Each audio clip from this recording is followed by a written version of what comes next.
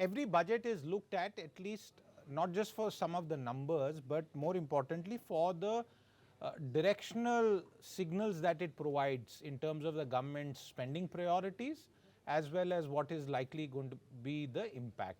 This is just an interim budget, but I think it's being watched very closely given the past experience in 2019 with the announcement of a few new schemes. And remember, viewers, with the budget now coming on the 1st of February, it escapes the model code of conduct that is always an issue if it were to be 28th February in a election year.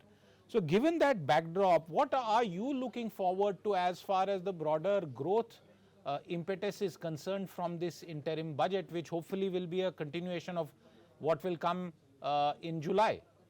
Upasana, that question was for you. Yes. I think you made a very important point, Siddharth, that, while it's an interim budget, we've seen what the government did in 2019, and it was, far from the usual interim budgets that we would have seen in the past. It was a pretty detailed statement with a lot of some new schemes also getting announced. If we recall, PM Kisan was announced in the 2019 interim budget. The government also increased the standard deduction for income taxpayers, and there were also certain measures on the housing aspect related to rent. So I think with that backdrop, I think the government will be pretty serious about this interim budget as well. So it's not probably going to be as mundane, and they will try to utilize it as an important platform.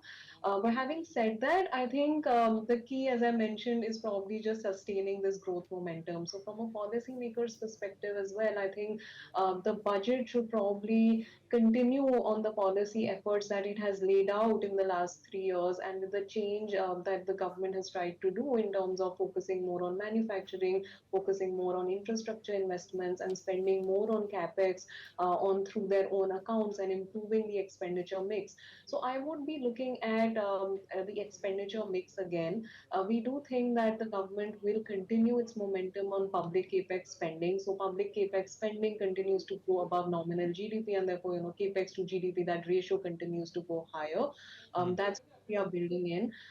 At the same time, on the revenue spending side, I think there is scope for rationalization because it's still tracking higher than the pre-pandemic averages, and with some rationalization over there possible, the government will still be able to adhere to its medium-term fiscal consolidation path, given there is also support coming from revenues, like we are seeing upside surprise in tax revenues, especially in this as well.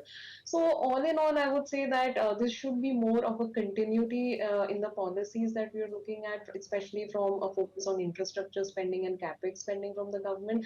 And at the same time, probably on the revenue side, the focus on rural economy, as it has been in the past few budgets, will continue. So, I think probably the focus areas from the government side would be more capex and support to rural incomes, and at the same time probably some support to the salaried income tax payers, as we saw in the past.